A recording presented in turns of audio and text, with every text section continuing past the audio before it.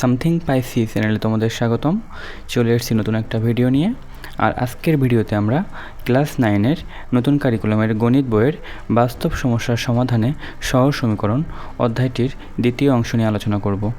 যদি তোমাদের বাস্তব সমস্যার সমাধানের সহজ সমীকরণ অধ্যায়টি জানার প্রয়োজন হয়, তাহলে এই ভিডিওটি তোমার জন্য।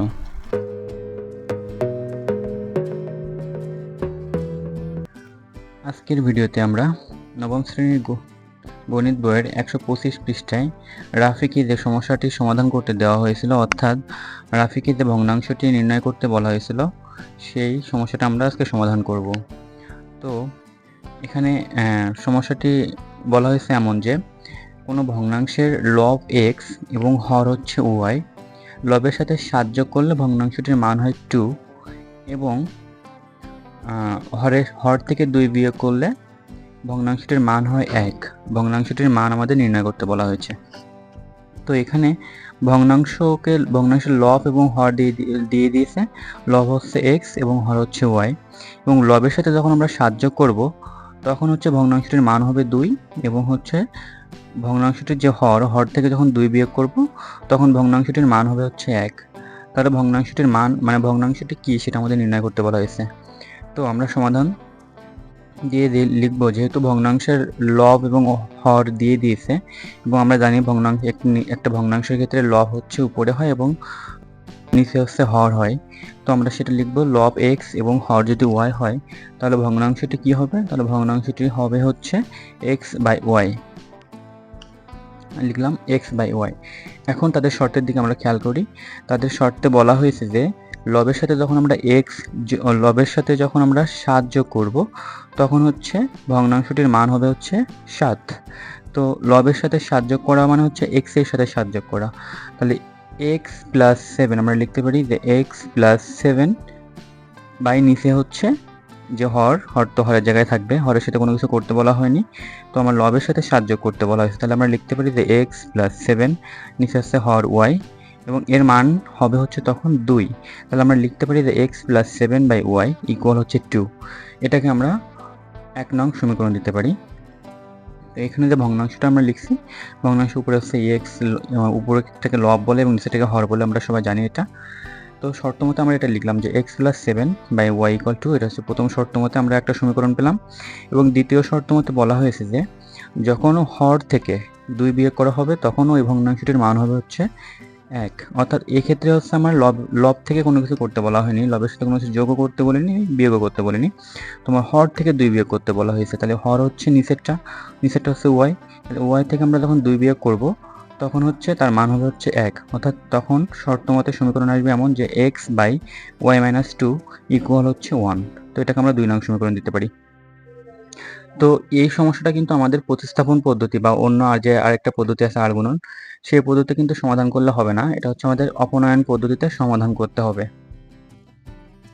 এলিমিনেশন মেথডে আমাদের সমাধান করতে হবে। তো সেই ক্ষেত্রে আমরা এখন যেহেতু হচ্ছে অপনয়ন পদ্ধতিতে সমাধানের ক্ষেত্রে আমাদের যে কোনো একটা চলককে বাদ দিতে হয়, সেক্ষেত্রে সেই সমীকরণ দুইটা চলককে সমান করার জন্য আমাদের নির্দিষ্ট সংখ্যা গুণ করে সমান করতে হয় চলকের সহগগুলোকে। তো সেই ক্ষেত্রে আমরা এই যে ভগ্নাংশ আকারে আছে, আমরা যদি এইভাবে করি তাহলে হচ্ছে আমাদের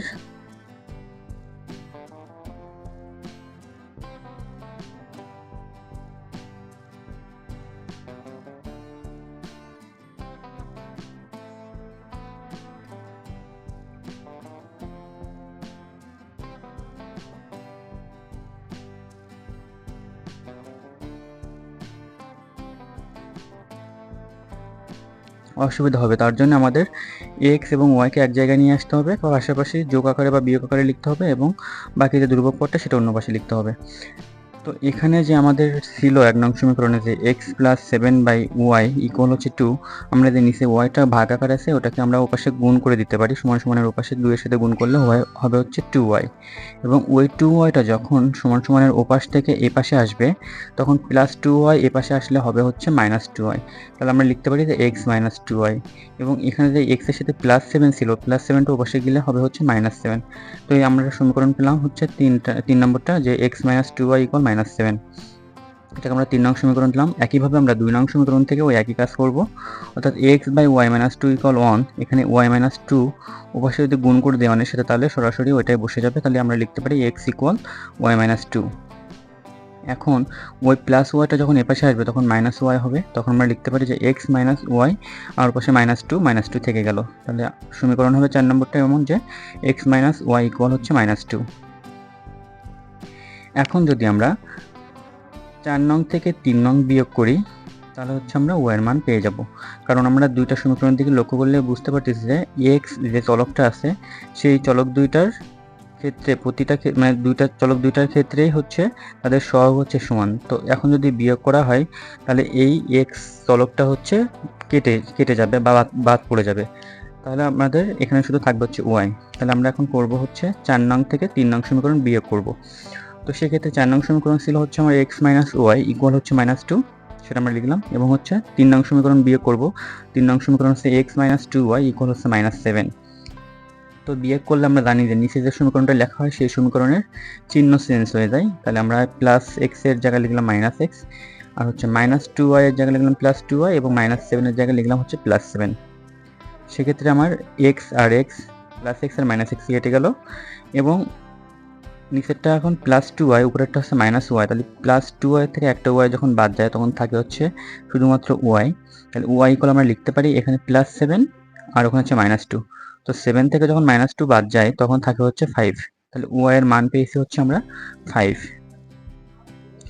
এখন এই y এর মানটা আমরা 3 নং অথবা 4 নং যে কোনো একটা সমীকরণে বসালে হচ্ছে আমরা x এর মানটা পেয়ে যাব।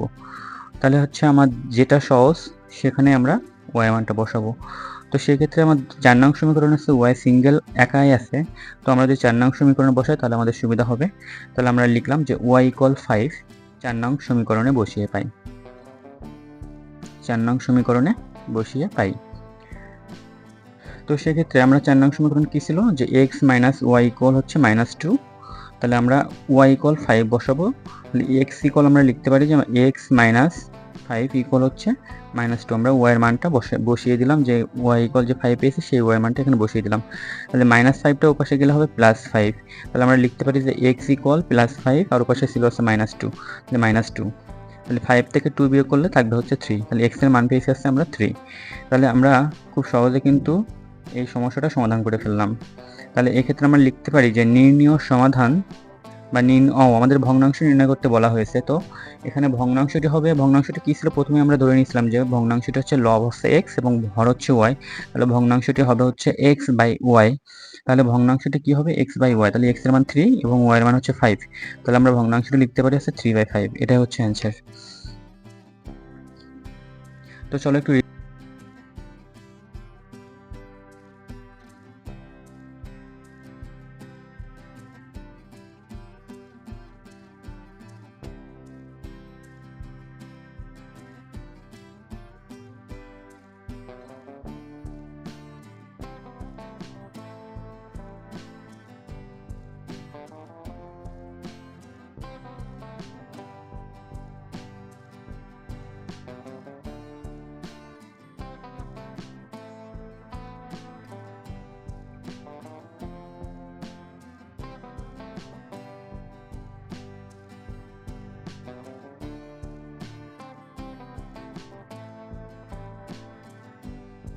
রিভিউ করে আসি আমরা কি করলাম।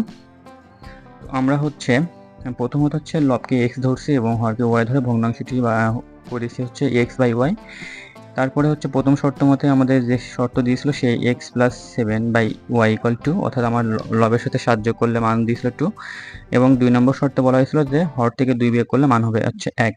তো এখান দিয়ে দুইটা সমীকরণ থেকে আমরা প্রত্যেকটা ক্ষেত্রে x এবং y কে প্লাস অথবা মাইনাস আকারে পাশাপাশি লিখলাম লসাগু করে। তারপরে 3 নং এবং 4 নং সমীকরণ পেয়েছি। সেখান থেকে তারপরে 4 নং থেকে 3 নং বিয়োগ করলে আমরা y এর মান পেয়েছি, এবং y এর মানটা 4 নং সমীকরণে বসালে আমরা x এর মান পেয়ে গেছি। তারপর যখন আমরা x এর মান পেয়েছি সেই x এর মান এবং y এর মান দিয়ে আমরা ভগ্নাংশটি অর্থাৎ x/y ইকুয়াল হচ্ছে 3/5।